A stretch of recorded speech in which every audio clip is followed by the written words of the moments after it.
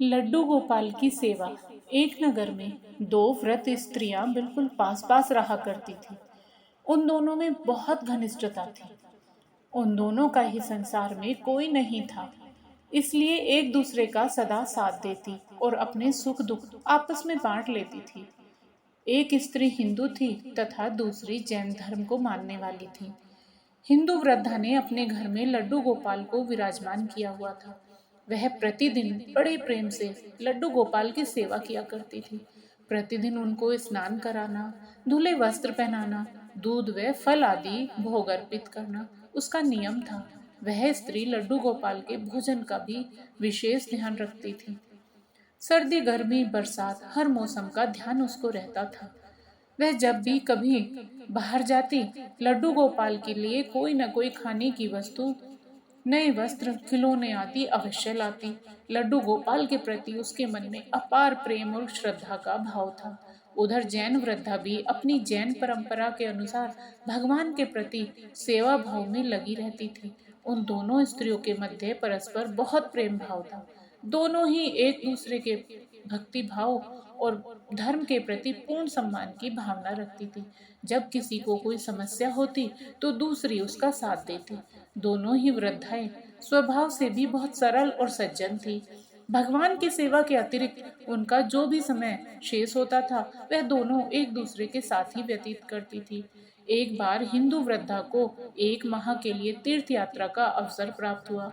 उसने दूसरी स्त्री से भी साथ चलने का आग्रह किया, किंतु वृद्धावस्था के कारण अधिक न चल पाने के कारण उस स्त्री ने अपनी विवशता प्रकट करी। हिंदू वृद्धा ने कहा, कोई बात नहीं, मैं जहाँ भी जाऊंगी भगवान से तुम्हारे लिए प्रार्थना करूंगी। फिर वह बोली, मैं तो एक माह के लिए चली जाऊंगी, तब तक मेरे पीछे मेरे लड्डू गोपाल का ध्यान रखना।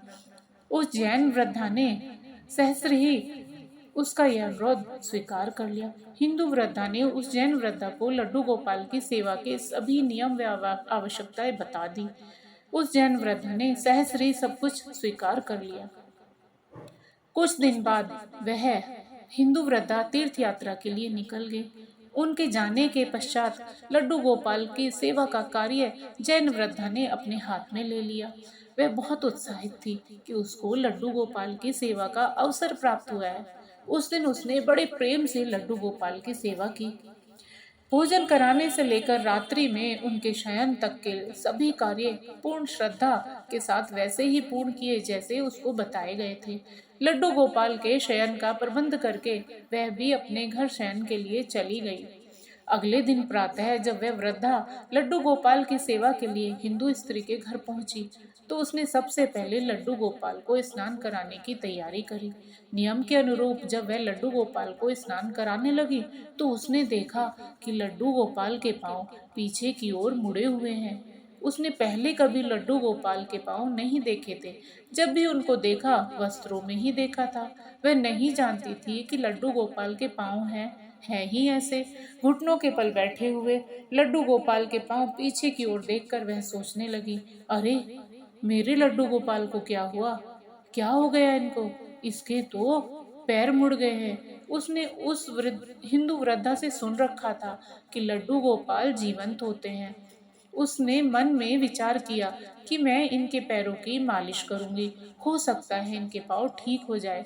बस फिर क्या था, भक्ति भाव में डूबी उस भोली भाली वृद्धा ने लड्डू गोपाल के पैरों की मालिश करना आरंभ कर दिया। उसके बाद वह नियम से प्रतिदिन दिन में 5 बार पैरों की मालिश करने लगी। उस भोली वृद्धा की भक्ति और प्रेम देखकर ठाकुर जी का हृदय द्रवित हो उठा। भक्त वत्सल भगवान अपनी करुणावश अपना प्रेम उस वृद्धा पर उड़ेल देते हैं। एक दिन प्रातः उस जैन वृद्धा ने देखा कि लड्डू गोपाल के पांव ठीक हो गए हैं और वह सीधे खड़े हो गए हैं।